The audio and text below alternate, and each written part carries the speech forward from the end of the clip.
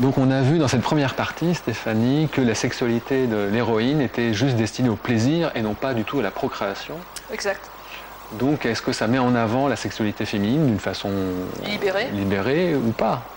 Oui, en fait, à mon avis, pour répondre à la question du côté libérateur de ce livre ou pas, donc on a évoqué vraiment à la toute fin de la première vidéo, il faut aussi se poser le problème de la psychologie de l'héroïne, parce qu'après tout, un modèle féminin n'est pas qu'un modèle sexuel, c'est aussi un modèle de comportement. Et on peut se demander en fait quelle est la psychologie de l'héroïne, Anastasia, Anna pour les intimes, qui est mise en scène en fait dans l'œuvre.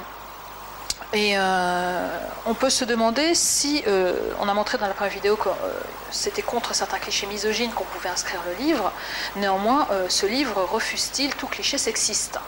C'est la question qu'on va se poser.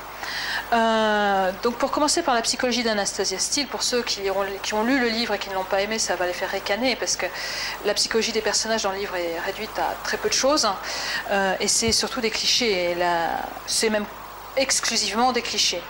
Anastasia Steele donc est un cliché ambulant, belle, brune aux yeux bleus, ça change de blonde, hein, mais elle ne le sait pas.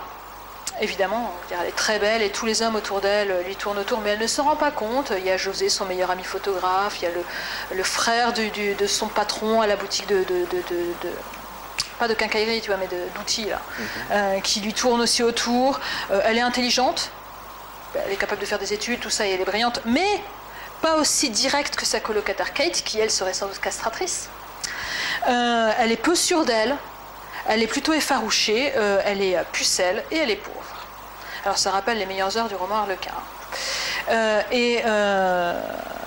C'est à ce titre en fait que j'ai fait quelques recherches et que je suis tombée sur quelque chose d'assez intéressant, un site de séducteur qui s'appelle artdeséduire.com, qui nous dit que pour les players, c'est-à-dire pour les gens dont c'est le jeu de séduire, j'ignorais le terme de player. Le player, c'est le séducteur, celui qui veut se faire toutes les nanas.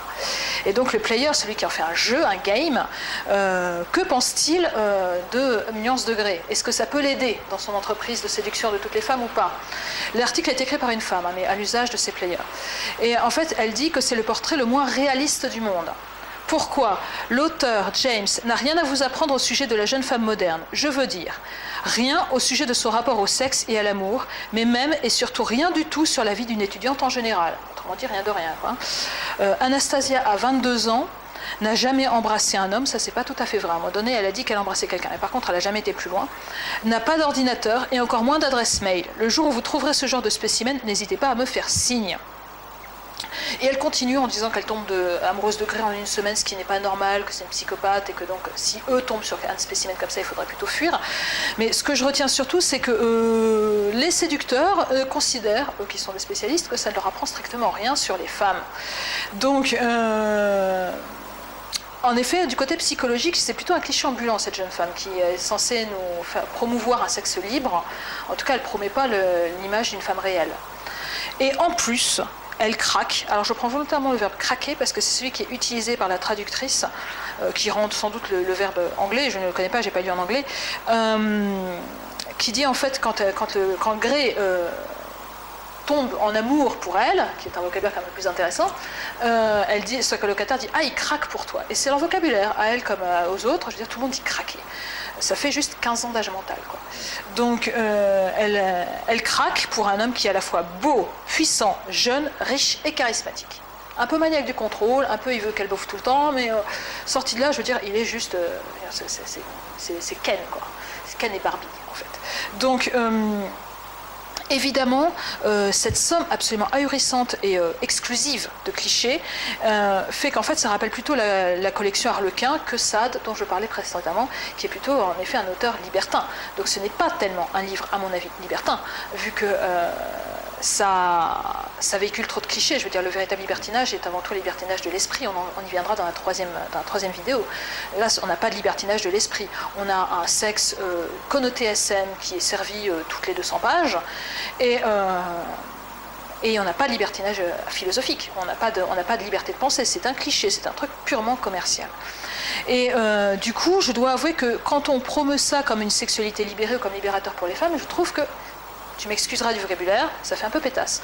Donc c'est un peu du rêve au rabais, quoi. C'est le rêve vulgaire, comme on peut le lire dans certains textes que je ne citerai pas, mais justement sur le fait que l'homme démocratique, moderne, c'est une référence cachée, est un être qui a des rêves vulgaires, petits, etc. Là, c'est vraiment petit, quoi, je veux dire.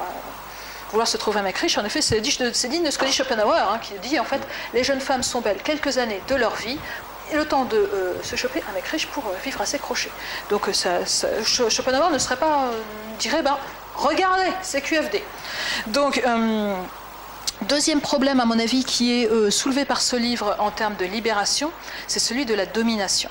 Parce qu'en effet, ce livre a un petit côté sulfureux. Pourquoi ? Parce qu'il met en œuvre, en scène, une sexualité qui n'est pas la sexualité habituelle de monsieur et madame tout le monde, en tout cas j'imagine, mais une sexualité plutôt dite libertine, à savoir la sexualité SM, enfin plus exactement BDSM, un terme qu'on définira dans la 3e vidéo.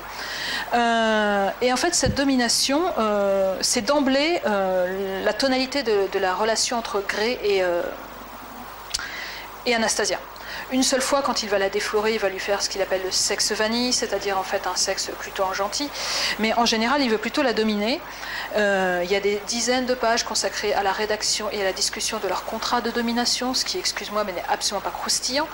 Et en fait, cette domination est imposée par la structure mentale de Christian Grey, donc l'homme. Comme il le dit à un moment, il ne sait pas faire autrement. Donc en fait, et le problème, c'est plutôt Anastasia. Je veux dire, elle cède.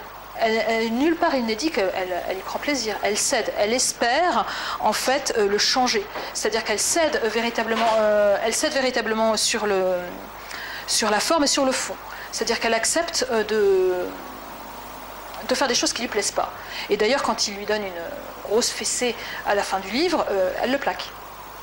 Donc en fait, elle est à la fois rebelle, parce que tu comprends, il fallait un peu ménager le fait que ce soit quand même une femme, etc. Il faut qu'elle ait un côté rebelle, mais dans le fond, en fait, c'est comme un ectoplasme. Donc en fait, d'où l'idée que la femme est là pour obéir. C'est elle la soumise dans le livre. Et elle signe ce contrat de soumission. Donc elle désobéit beaucoup, mais elle accepte l'idée de faire taire ses désirs à elle. Et ça, c'est absolument pas libérateur pour une femme. Dire qu'une femme ait besoin de faire taire ses désirs à elle pour être avec le mec qu'elle veut, je trouve pas ça foncièrement libérateur. Et donc, pour illustrer ça à l'aide de nos philosophes de terminale, je voulais citer 2 auteurs. Donc, de nouveau Nietzsche, on retrouve les mêmes, hein, parce que nos grands misogynes, on les aime bien dans le fond. Donc, en fait, de nouveau Nietzsche, ainsi parlait Zarathustra, toujours le petit passage qui s'appelle « Des femelettes jeunes et vieilles ».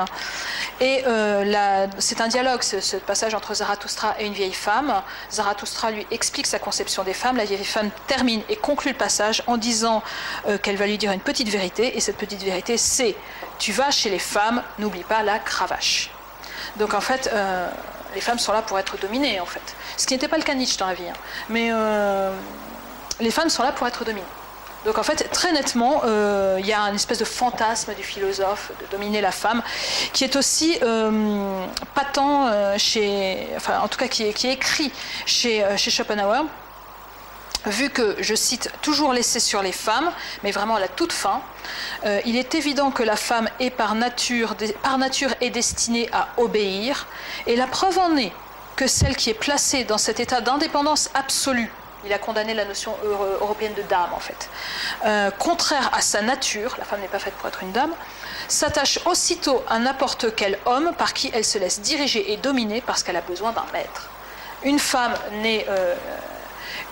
n'est véritablement une femme que si elle est dominée, en fait. Donc on a vu l'apport philosophique pour l'instant à notre réflexion, c'est beaucoup de misogynie et de réduction de la femme à la mère dans la première partie.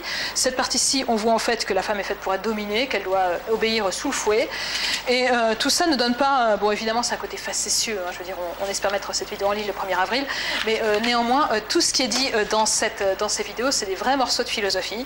Je veux dire, ils ont vraiment écrit tout ça. Et on trouvait que c'était du même tonneau que le livre. Voilà.